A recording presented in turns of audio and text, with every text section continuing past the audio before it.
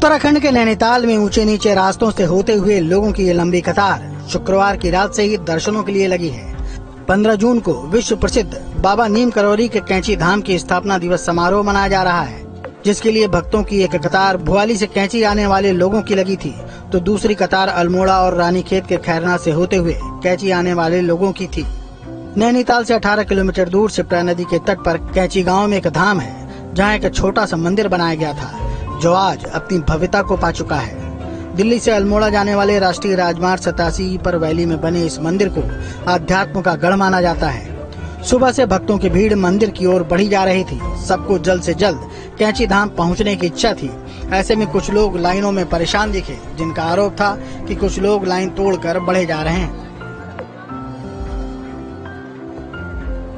हम दिल्ली से आए हैं, हमारे 25 लोग हैं। हम 4 बजे से यहाँ पर लगे हुए हैं, इस जगह पर, ये पॉइंट देख रहे हैं ना, और हमसे बाद के गए हुए जो 3-3, 4-4 मिनट भीड़ जा रही है।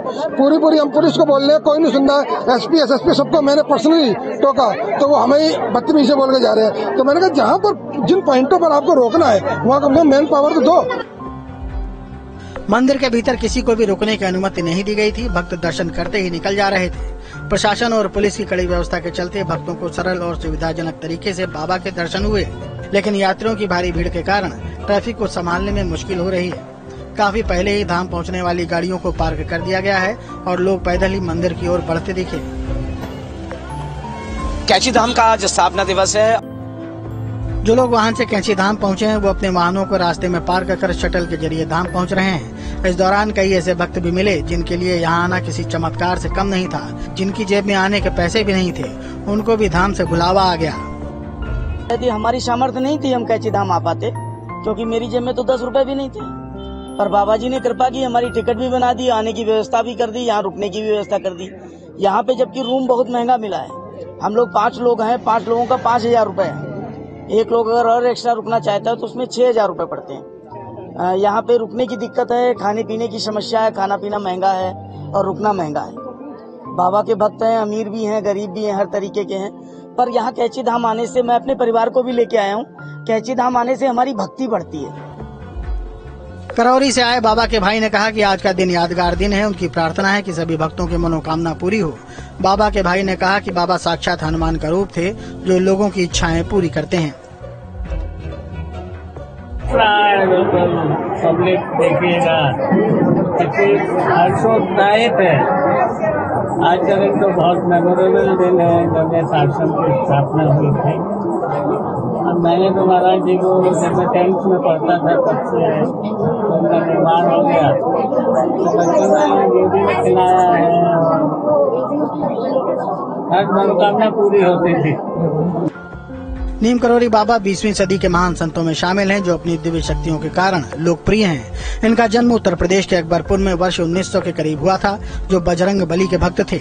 नीम करौली बाबा का शुरुआती नाम लक्ष्मण नारायण शर्मा था, जिन्हें लक्ष्मण दास, नीम करौली बाबा, तिकोनिया वाले बाबा और तलैया वाले बाबा के नाम से जाना जाता है। हर साल 15 जून को स्थापना दिवस पर यहाँ मेला लगता है, जहाँ भक्तों की भारी भीड़ जुटती है। तो कुल मिलाकर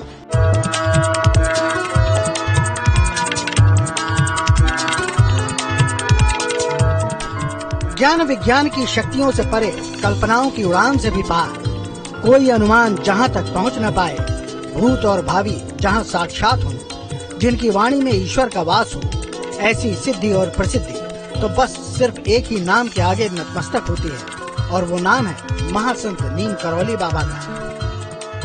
प्रभु राम की भक्ति और बजरंग बली की शक्ति दोनों का समुच्चय था नीम करौली बाबा में। वे खुद को प्रभु श्री राम और बजरंग बली का सेवक मानते थे, लेकिन उनके भक्त तो यही मानते थे कि नीम करौली बाबा तो साक्षात बजरंग बली हनुमान के अवतार थे। साधारण इंसान की तरह दिखने वाले नीम करौली बाबा के पास असाधारण शक्तियाँ थी, असाधारण सिद्धियाँ थी। वो नहीं चाहते थे कि उनकी कीर्ति फैले, लेकिन देश ही नहीं दुनिया भर में उनके नाम का डंका बज गया। 70 का दशक था जब नीम करौली बाबा समाधि ले चुके थे। एप्पल कंपनी के संस्थापक स्टीव जॉब्स भारत भ्रमण पर आए थे। उन्हें एक सच्चे गुरु की तलाश थी। आध्यात्मिक शांति की ये तलाश उन्हें नीम करौली बाबा के कैंची धाम तक ले आई। यहाँ आकर स्टीव को अद्भुत शांति मिली थी। उन्हें चमत्कार का अनुभव हुआ था। बाबा को सेब बहुत पसंद थे तो उन्होंने अपनी कंपनी का नाम एप्पल रखा और नीम करौली बाबा की प्रेरणा से कंपनी का लोगो भी कटे हुए सेब के प्रतीक पर रखा। नीम करौली बाबा के धाम की आध्यात्मिक शक्ति का अनुभव फेसबुक के संस्थापक मार्क जुकरबर्ग को भी हुआ था। उस वक्त वो डिप्रेशन में थे, फेसबुक को बेचने तक का फैसला कर चुके थे।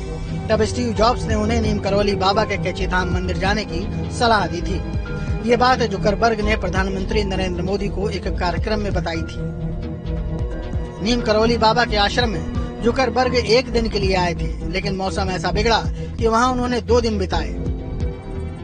अमेरिका के पूर्व राष्ट्रपति बराक ओबामा के पास हमेशा हनुमान जी की एक छोटी सी मूर्ति रहती है। कहते हैं उन्हें भी नीम करौली बाबा से ही बजरंगबली की भक्ति की प्रेरणा मिली है। नीम करौली बाबा के भक्तों में मशहूर क्रिकेटर विराट कोहली और अभिनेत्री अनुष्का शर्मा भी हैं, जो नीम करौली में उनका दर्शन कर चुके हैं। कहा जाता है एक बार नीम करौली बाबा बिना टिकट के फर्स्ट क्लास ट्रेन में सफर कर रहे थे। टिकट चेकर ने बाबा के पास टिकट नहीं मिलने पर उन्हें अगले स्टेशन पर ही उतार दिया, जिसका नाम नीम करौली था। ट्रेन से उतरने के बाद बाबा नीम करौली ट्रेन से कुछ दूर जाकर जमीन पर बैठ गए। अधिकारी ने ट्रेन आगे बढ़ने का इशारा किया, लेकिन अनोखी बात यह थी कि ट्रेन 1 इंच भी आगे नहीं बढ़ी। लंबे समय तक सब निरीक्षण करने के बाद भी जब इसका कोई हल नहीं निकला तो सब परेशान हो गए। तब इलाके के मजिस्ट्रेट को जानकारी होने पर उसने अधिकारी को बाबा नीम करौली से माफी मांगने और सम्मान पूर्वक ट्रेन में बैठाने का आदेश दिया। ऐसा करते ही ट्रेन चल पड़ी और तभी से उनका नाम बाबा नीम करौली पड़ गया। नीम करौली बाबा मानव कल्याण के काम करते थे। चमत्कारिक तरीके से उन्होंने हजारों लोगों की जिंदगियां बचाई थी। उनके एक इशारे पर काल की गति थम जाती थी, हवा का रुख बदल जाता था, आसमान में बादल अपना रास्ता बदल देते थे।